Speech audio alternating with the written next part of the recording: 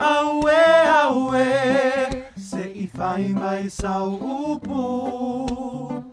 Betua I ni mala, betua I manu. Sau funa la upele, sau masina I puhai malu.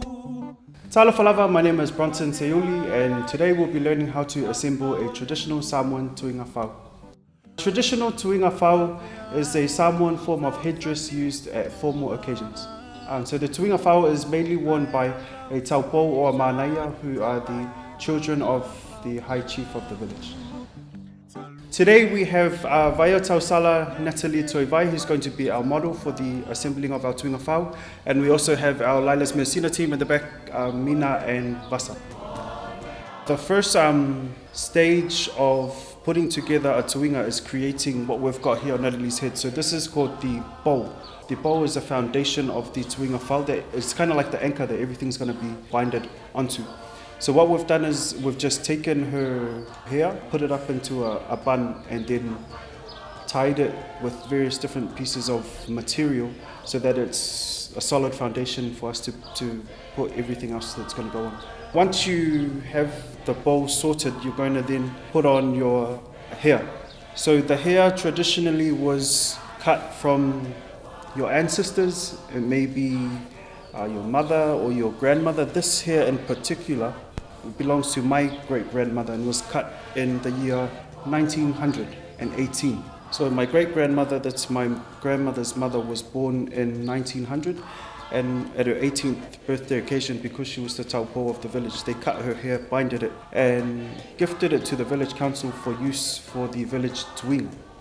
We'll put on what they call the lawao or laulu, and these are 4 or 5 tufts of hair that they'll assemble around the bow.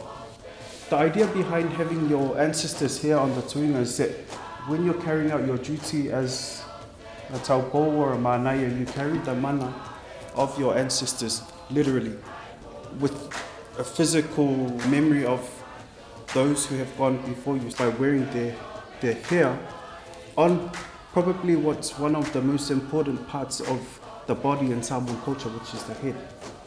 And so these tufts of hair will just be getting built around the bow until we have, it's almost like a wig.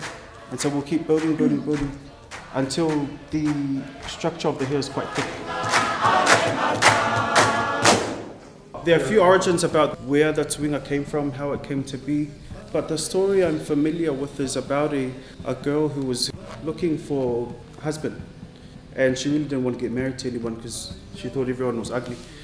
So what she did was she set out tasks, and whoever was able to do everything that she had asked for, ultimately she would take as her husband.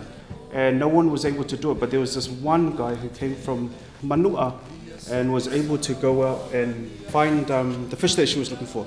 He wasn't the best looking guy.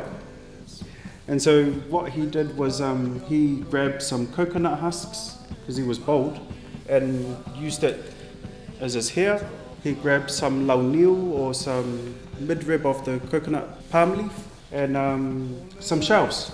And he put together this headdress to disguise his face, so that when he was going to present the fish to his potential fiancée, that she wouldn't sort of look at how nice he didn't look, but more at the disguise. And so the disguise was what we now call the tuinga. And so what we're going to do now is we're just going to try and fasten the stuff. So this part up here with the 3 sticks and the shelves is what we call the lave. Trying my best to fasten the lave to the bow. Quite difficult too when taupo or manaia, whoever is wearing the tuinga, has short hair, because we don't really have much to work with, but we'll try our best. And then we'll chuck on what they call the pale fuiono. So the pale fuiono just sits above the forehead and was traditionally made using the nautilus shell, which I don't think were native to Samoa, but we would get them imported from Tonga.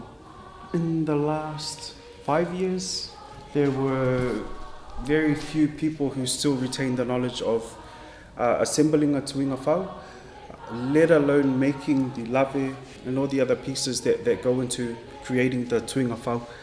It's the one physical form or material form of our culture that when we see a tuinga, we know it's ours, we can claim it right there and then. And even within our own families, once the tuinga is present, we are all one, because we've all come together for one single purpose, which is whatever event that the tuinga is being used for.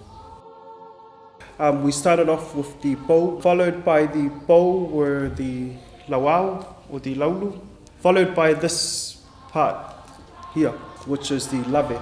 So the lave you can decorate with any shells. A lot of people nowadays use mirrors. And then we've got our pale fuyono, which is the headband here, made from the Nautilus shells that were imported from Tonga. And there you go, that's how you assemble the traditional Samoan tuinga whau.